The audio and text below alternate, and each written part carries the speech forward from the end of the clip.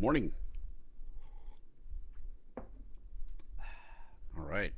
It is a Wednesday morning, and we're getting together today to see how we can improve. Right? Today's the day. Today's another day. Didn't have a best Monday or Tuesday. That doesn't matter. Today's another day. We're going to success.com today.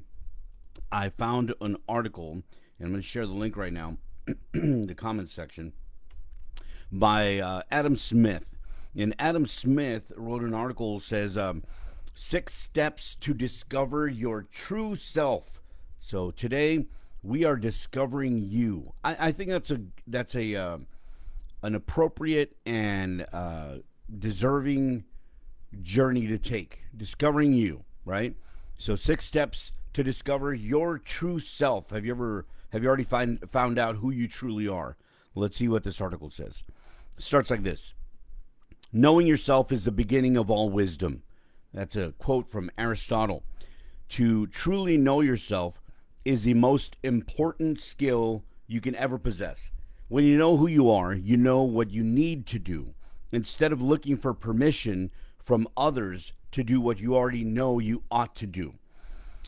It allows you to bypass tons of frustration caused by putting time into the wrong things. Yes, life is supposed to be full of trial and error, but this lets you find the best areas for you to experiment with in the first place.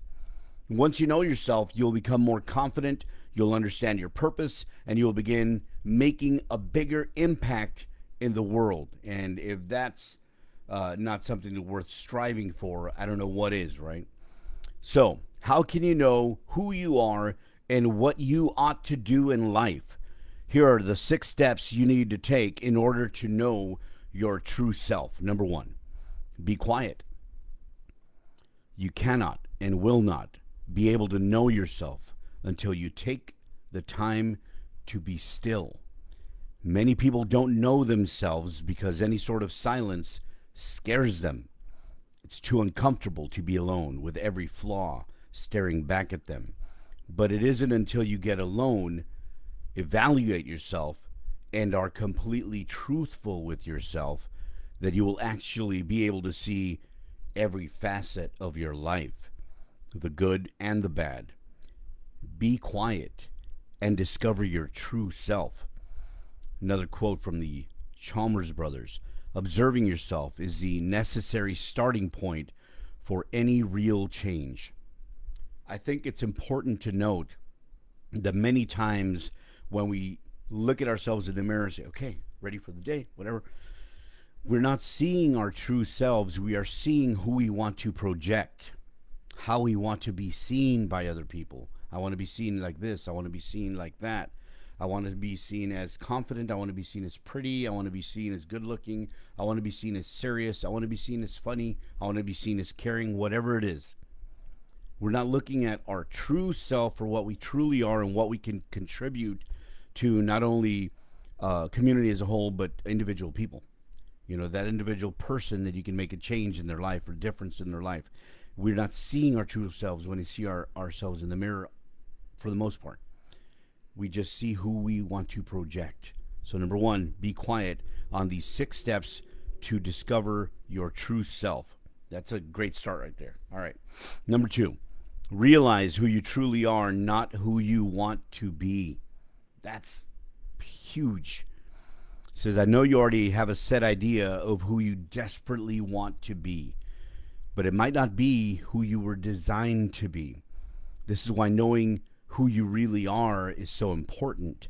When you know who you are, you will finally see where you and your specific gifts fit into the bigger picture.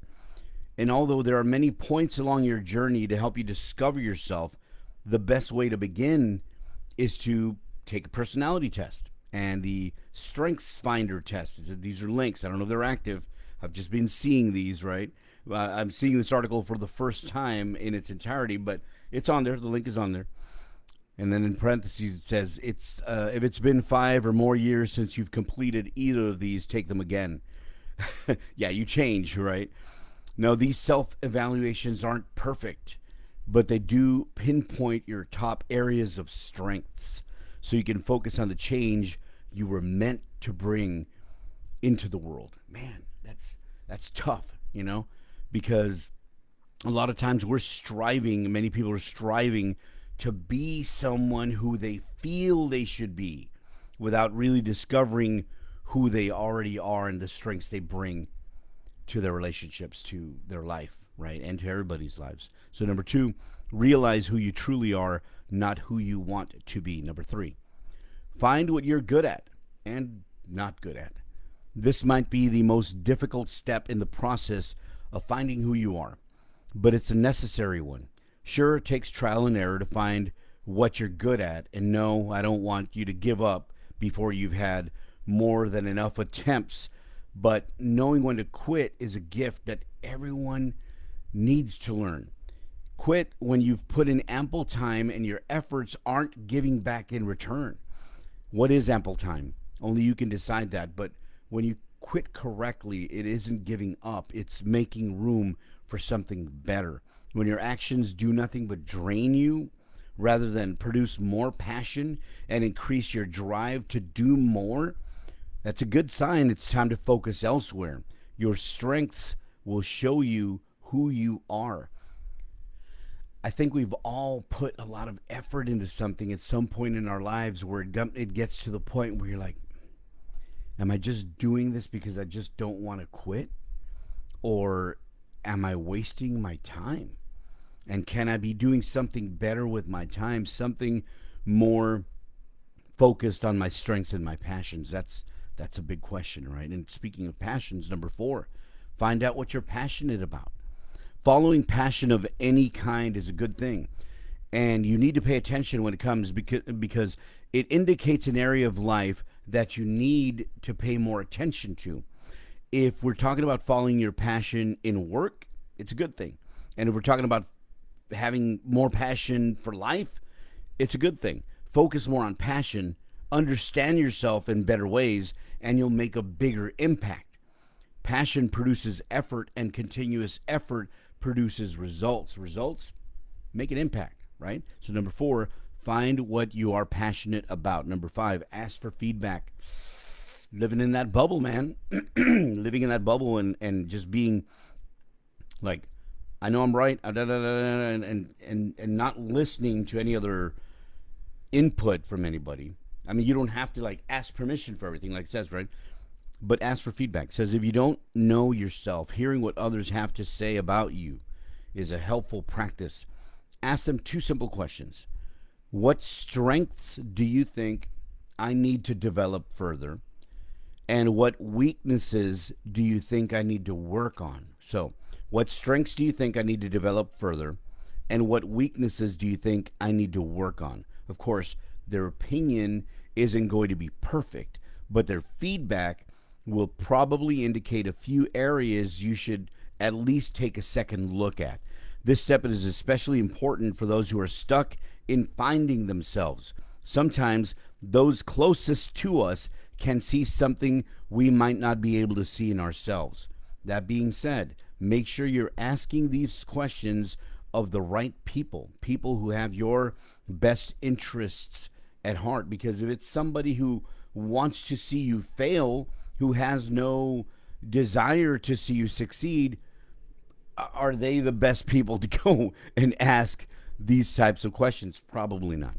Number five, ask for feedback. Number six, assess your relationships. Speaking of which, a large aspect of knowing yourself can be found in your relationships. When you realize you'll never truly know anyone else until you discover yourself, the importance of knowing yourself becomes even more apparent. The truth especially rings true for business leaders, because if you don't know the people on your team, then you'll be lost as a leader. But this rule also applies to any relationship in your life. Almost as much as you need to know yourself, other people also need to know who you are. People need you, the real you. Use your reflections to fight your biggest fears, because when you understand who you are meant to be, your purpose will finally become bigger than your fears. When you realize who you are, you'll spend less time spinning your wheels. Focusing on your strengths gives you the needed traction to begin making a difference, a bigger and better difference in the world. When you know yourself, you'll find more peace and you'll find success quicker than ever before. Now go take action and find your true self starting today. Great article by Adam Smith on success.com. 6 steps to discover your true self. The link is in the comments section, and the steps are as follows. Number 1, be quiet. Take time to be still.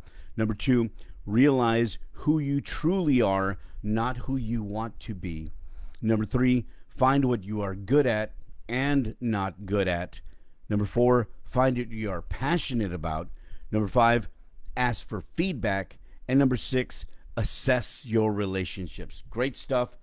Delve into them, read them, read each one individually, and take time to implement them at least in some way, shape, or form. That way we can start looking at chipping away at the things that don't really represent what our true self really is, or who our true self really is. So again, great stuff. 6 steps to discover your true self. I hope you enjoyed it. And don't forget, I have all these videos, including this one a little bit later on today, on my YouTube channel that you can find by going to YouTube and searching AlgaeMan1, ALGAEMAN1, or I'm going to put the link in the comments section right now, and that takes you directly to my channel.